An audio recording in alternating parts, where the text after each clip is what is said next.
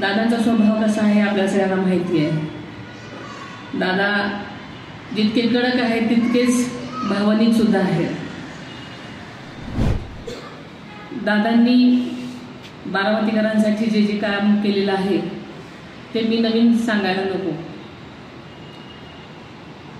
आणि ते आपल्या सगळ्यांच्या समोर आहे। प्रत्येक समाजासाठी तळागाळातल्या शेवटच्या लोकांपर्यंत प्रत्येक माणूस कसा समाधानी राहील यासाठी आदरणीय दादा रात्रंदिवस झटताना आपण सगळ्यांनी पाहिलेलं आहे। आणि ते काम करत असताना ते कसं चांगल्या प्रकारचं झालं पाहिजे, प्रत्येक माणसाची आडवी अडचण कशी दूर झाली पाहिजे हा सतत त्यांचा प्रयत्न राहिलेला आहे।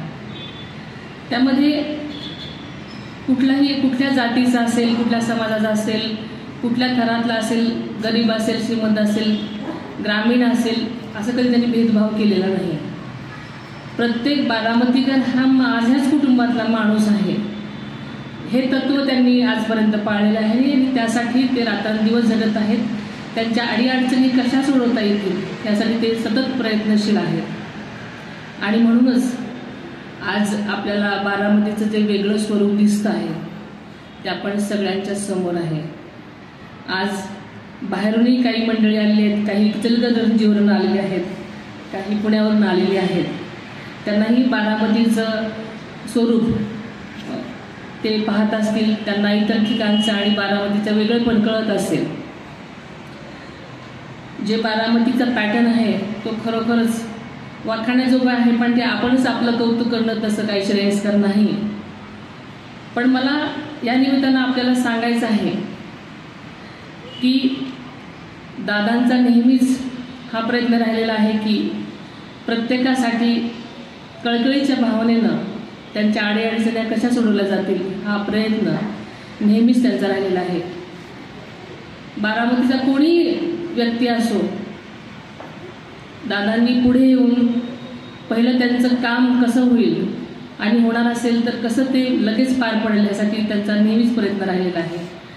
त्यामुळे मला असं वाटतं की ज्या काही आपल्या अडचणी असतील, आत्ताच मला एक त्यांनी मंदिराबाबत जे किरण गुजर साहेबांना पत्र दिलं आहे तेही शाकंभरी मंदिरासाठी ज्या काही त्यांच्या अडीअडचणी आहेत किंवा इतर ज्या सरकारमधील अडीअडचणी असतील त्या मी दादांपर्यंत पोहोचवण्याचा लगेच प्रयत्न करणार आहे। त्या जेव्हा वेळ येईल तेव्हा त्या दादां सोडवण्याचा प्रयत्न करतीलच, आणि याची मला खात्री आहे की त्यांच्यापर्यंत त्या गेल्या आणि ते त्यांच्या आवाक्यात असतील तर त्या नक्कीच लगेचच सोडवण्यात दादा कसूर करणार नाहीत, आणि हे आम्हाला वाटतं सगळ्यांनाच खात्री आहे। त्याच्यामुळे लवकरात लवकर ज्या शक्य असतील त्या दादा नक्की गोष्टी करतील असं मी आपल्याला आश्वस्त करू इच्छिते। आपण सगळ्यांनी मला या कार्यक्रमासाठी बोलवलं। आपण बारामतीकरांनी नेहमीच आदरणीय दादांना साथ दिलेली आहे, प्रत्येक गोष्टीसाठी त्यांच्या पाठीशी उभे राहिलेला आहात, प्रेम दिलेलं आहे, आणि इथून पुढेही हाच पाठिंबाने हेच प्रेम तुम्ही देणार आहात ही खात्री बाळगते। आपल्याला माहिती आहे की आजपर्यंत आज अनेक वयस्कर मंडळी इथे आहेत। दादांचा स्वभाव कसा आहे आपल्या सगळ्यांना माहिती आहे। दादा जितके कडक आहेत तितकेच भावनिक सुद्धा आहेत। दादांचा स्वभाव कधीच असा कधीही कुणाचा अनादर करायचा नव्हता किंवा नाही। दादा रोखठोक बोलत असतील, त्यांचा आवाजच मोठा आहे, सगळ्यांना माहिती आहे। शेतकरीच असल्यामुळे रांगडा स्वभाव आहे, त्यांच्या शब्दांमध्ये रांगडी भाषा असल्यामुळे रग आहे, त्याच्यामुळे साधं जरी बोललं तरी ते रागवल्यासारखं वाटतं। त्याच्यामुळे लोकांना पण बारामतीकरांना ह्याची सवय आहे, त्याच्यामुळे त्यांचा स्वभाव खूप बारामतीकर जाणून आहे।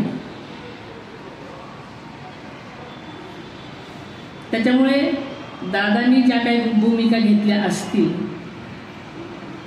त्या बारामतीकरांना खूप माहिती आहेत।